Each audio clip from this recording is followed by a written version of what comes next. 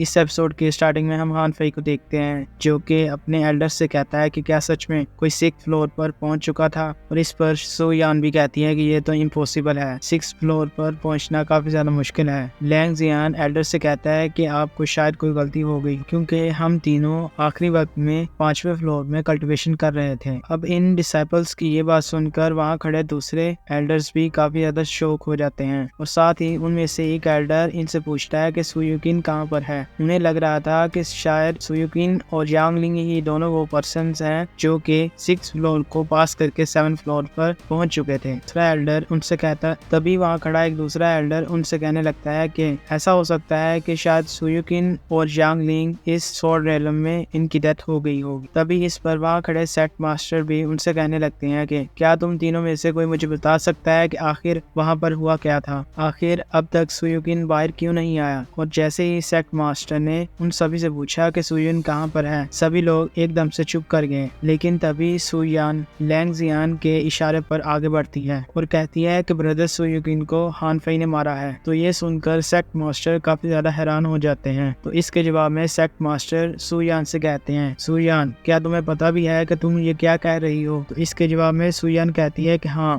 बिल्कुल, मैं अपने पूरे होशोहवास में हूँ और जो कुछ भी मैंने कहा है वो बिल्कुल सच है। और अगर आपको मेरी इस बात पर कोई शक है तो इस चीज की गवाही लैंग जियानफेंग और बाकी डिसाइपल्स भी दे सकते हैं क्योंकि वो सभी लोग उस वक्त वहाँ पर मौजूद थे। तो इस चीज का सारा ब्लेम अब हान फेई पर चला जाता है। सेक्ट मास्टर हान फेई की तरफ काफी ज्यादा गुस्से से देखते हैं। हान फेई घबराते हुए सुयान से कहता है कि आखिर तुम मुझसे किस चीज का बदला ले रही हो और आखिर मैंने किया ही क्या है। और साथ ही वो सेक्ट मास्टर से माफी मांगने लगता है और कहता है कि सेक्ट मास्टर प्लीज मुझे माफ कर दीजिए, मैंने ऐसा कुछ भी नहीं किया। अब हान फेई की ये बात सुनकर सुयान कहती है कि तुम अपनी बकवास करना बंद करो। और साथ लैंग जियानफेंग भी 5th फ्लोर पर जो मुझसे पहले पहुंचा था, इसलिए तुम उसे भी मारना चाहते थे। ये तो अच्छा हुआ कि मैं वहां पर पहुंच गई, वरना आज हमारा डीमन सोर्ड सेक्ट ने ग्रेट 2 डिसाइपल्स को खो देता। तो इसके जवाब में हान फेई सेक्ट मास्टर से कहता है प्लीज आप मेरी इस बात पर यकीन कीजिए, मैंने ब्रदर सुयुकिन को नहीं मारा। साथ ही मुझे पता है कि असली में कातिल कौन है, किसने उन्हें मारा। तो इसके जवाब में सेक्ट मास्टर कहते हैं कि ठीक है, चलो फिर बताओ मुझे जल्दी से वो कौन है जिसने उन्हें मारा। तो इस पर हान फेई बिना किसी देरी के साथ मिस जी और चैन साओ की तरफ इशारा कर देता है और कहता है कि यही वो दोनों हैं जिसने ब्रदर सुयुकिन को मारा है। अब वहाँ खड़े सब लोगों की नजरें चैन साओ की टीम पर पड़ जाती है। क्विंसी ये देखकर काफी ज्यादा घबरा जाती है, मगर चैन साओ क्विंसी से कहता है कि तुम्हें घबराने की कोई जरूरत नहीं। हान फेई अपनी सफाई में कहते ही जा रहा था कि इन दोनों की लड़ाई पहले भी हो चुकी थी, और सिर्फ उनसे ही नहीं बल्कि हमारे सेक्ट के बाकी डिसाइपल्स के साथ भी उनकी लड़ाई हुई थी। मुझे तो लगता है कि जब ये 4th फ्लोर पर थे तो इन्होंने मिलकर सुयुकिन और फेंग जियान सेक्ट के यांगलिंग को मारा है। सुयुकिन और यांगलिंग को मारना इतना आसान काम नहीं है, और साथ ही मेरा शक इन लोगों पर इसलिए बढ़ रहा है क्योंकि इन दोनों ने सुप्रीम स्वॉर्ड्समैन पाथ को एक्टिवेट किया था, और इसीलिए मैं आपसे रिक्वेस्ट करता हूँ कि आप इस मामले में अच्छी तरह तहकीकात करें। वहाँ खड़े बाकी एल्डर्स भी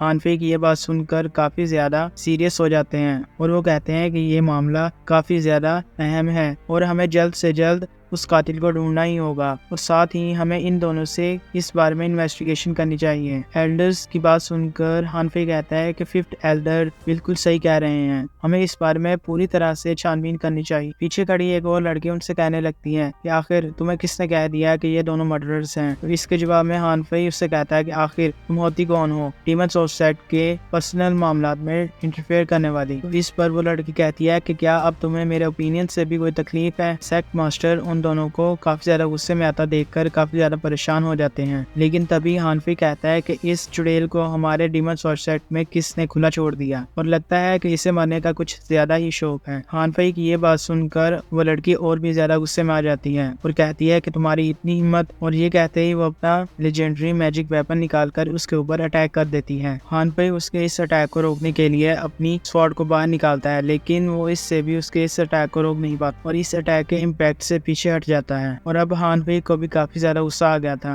और वो सेक्ट मास्टर से कहता है कि ये औरत भी उन लोगों के साथ मिली हुई है। मेरी आपसे ये रिक्वेस्ट है कि आप इनको भी उन लोगों के साथ इन्वेस्टिगेट करें और इन्हें इतना टॉर्चर करें कि ये इन्हें पता चल जाए कि डीमन स्वॉर्ड सेट के साथ पंगा लेने का नतीजा क्या होता है। लेकिन इसके जवाब में डीमन स्वॉर्ड सेट के मास्टर से कहते हैं कि तुम अपनी बकवास बंद करो। लॉ इन्फोर्समेंट हॉल की मास्टर होंगजिन के साथ तुम्हारी इस तरह से बात करने की हिम्मत कैसे हुई? लगता है कि तुम मरना चाहते हो। और वो इतना कहते ही आगे आकर तेजी से हान फेई के मुंह पर एक जोरदार तमाचा मारते हैं, जिससे हान फेई काफी ज्यादा पीछे गिर जाता है। फिर सेक्ट मास्टर जल्दी से मिस होंगिंग से जाकर माफी मांग लेते हैं। वो कहते हैं कि हमारे इस कम अकल डिसाइपल से जो भी गलती हुई प्लीज आप उसे माफ कर दीजिए। इसके लिए मैं आपसे हाथ जोड़कर माफी मांगता हूँ। वो लड़की सेक्ट मास्टर से कहती है कि मिस जी काफी ज्यादा हाई रैंकिंग वाली रॉयल फैमिली से बिलोंग करती हैं और उनकी औकात तुम सभी से काफी ज्यादा बढ़कर है। तो आखिर वो तुम्हारे इस कमजोर से डिसाइपल्स को मार कर अपने हाथ खून से क्यों रंगेगी? और आखिर में मैं तुम्हें एक वार्निंग देना चाहती हूँ, अपने इस कम अकल डिसाइपल को संभाल कर रखो, वरना ये ना हो कि ये आज मुझसे मारा जाए। और साथ ही अगली बार कोई ऐसा इंसिडेंट हुआ तो मैं तुम्हारे डीमन स्वॉर्ड सेट के सभी डिसाइपल्स बल्कि इस सभी सेट को ही तबाह कर दूंगी। तो इसके जवाब में सेक्ट मास्टर अपना सर झुकाते हुए कहते हैं कि थैंक यू मिस योंगयिंग, आपका बहुत बहुत शुक्रिया। और ये कहते ही ये एपिसोड यहीं पर खत्म हो जाता है। उम्मीद है कि ये एपिसोड आपको पसंद आया होगा। Thank you for watching, bye bye, take care.